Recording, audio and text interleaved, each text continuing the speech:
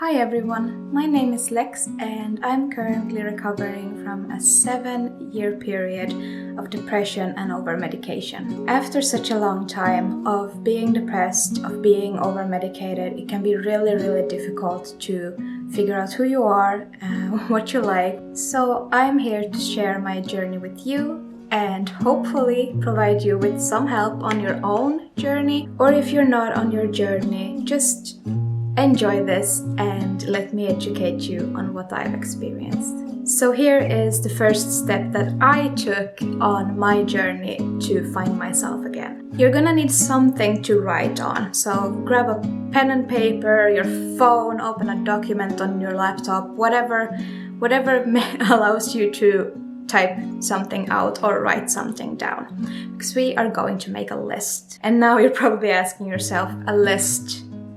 Really, is that actually gonna help? And yes, lists can be surprisingly helpful. You're going to need 3 sections on your list. One for the things from before or during your depression that you still want to keep in your life. These can be things that recharge your energy, recharge your social battery, just in general things that bring you joy, stuff that adds something to your life, something good. The next section is going to be things from before or after your depression you don't want to keep. These are the things that don't spark any joy in you, that add stress or add frustration into your life. And finally, your third section, a section for things that you would like to try out, something you haven't done yet, but you think you might be potentially interested in. This can be pretty hard, so if you can't figure out a bunch of stuff to add to each section just yet,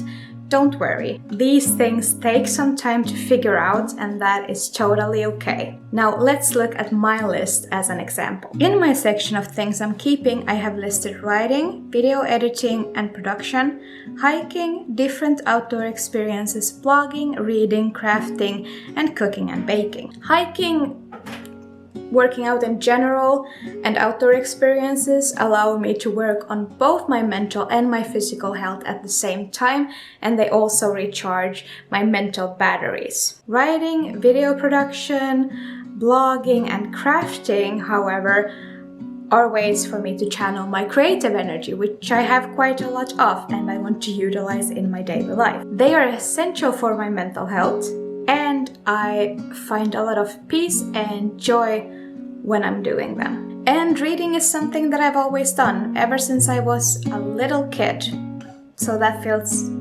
very nice to have on the list as well. These are things that spark joy, things that I'm gonna keep. The things that I want to get rid of include saying yes to things I have no interest in, working in healthcare, toxic people, excessive phone use, and not expressing my feelings and discomfort to people close to me. The first 3 in this section cost me immense amounts of stress. When I said yes to things that I didn't want to do or that I had no interest in doing, I always ended up feeling like I wasn't good enough. My job in healthcare made me spread myself way too thin, and it took me ages to notice that I was bringing my work home with me. I couldn't let go mentally of any of the patients. Even if I hadn't been at work for days, I was still wondering, like, how are they doing? Are they being taken care of when I'm not there?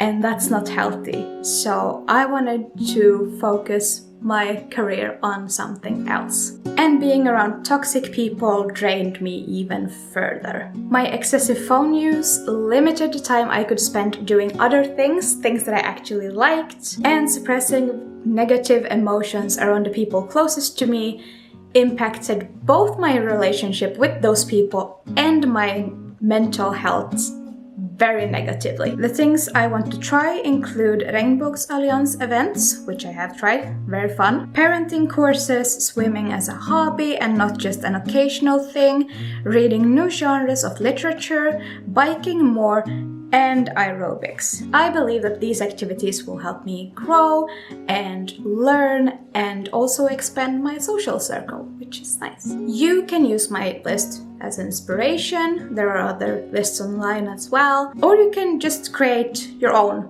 from scratch. There are really no rules to this. You can include whatever you like. Your new activities don't need to be time-consuming, extreme, or expensive.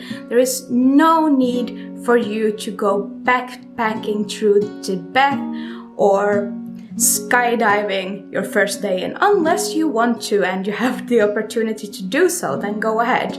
But you don't need to feel any pressure to include anything specific on your list. My list took several days to fully form, and what I showed you is also a very short version of the list that I have now. So if you can't think of a ton of things right away, don't worry, it's fine. Discovering yourself takes time and it takes effort, and that's okay. But something that doesn't take that much effort and that would make me very, very happy is subscribing to this channel so you can follow along on my self-discovery journey, and hopefully we can grow together and I can share some tips and tricks with you. Also, when you're making your list, don't be afraid to go back to the things that you liked before you were depressed. You might still like them, and even if you don't, there's no harm done. I still like a lot of the things I liked before my depression, and I have been depressed and over-medicated for 6 years. So that was a while back. I still like a lot of the stuff, like reading, for example. So it's worth exploring the things that you also used to like. Not everything on your list has to be new. Here are a few more general tips that I would like you to keep in mind during this process of discovering yourself. Discovering yourself, especially when you're recovering at the same time, takes time and it takes effort. Be kind to yourself.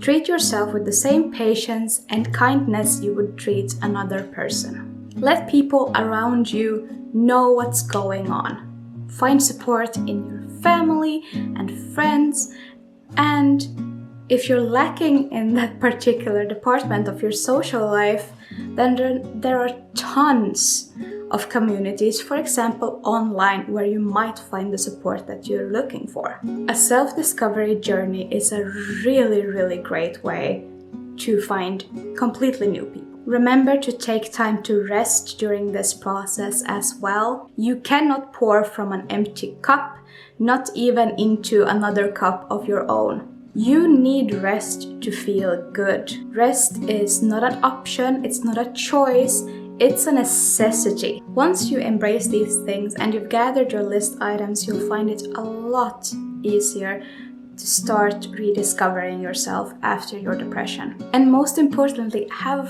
fun discovering yourself again. Exploring new things and rediscovering old things is supposed to be a pleasant experience, and I'm sure it's going to be for you as well. I hope you have fun taking the first steps in discovering who you are, and this list is a great place to start. It is a very, very long journey with many steps ahead of you still, but it's going to be so worth it in the end. Thank you so much for watching this video. I'll be linking an old video over here. It's one of the ones that YouTube thinks that you'd really like, so if I were you, I would definitely give it a shot. If you're looking for more videos, especially like this one, there's a playlist linked there that will take you to the playlist of all the videos I currently have on recovering from depression. And of course, remember to subscribe to this channel so that you can follow along on my journey regarding discovering myself again. I wish you lots of love and lots of light, and I will see you again next time. Have a great rest of your week. Bye!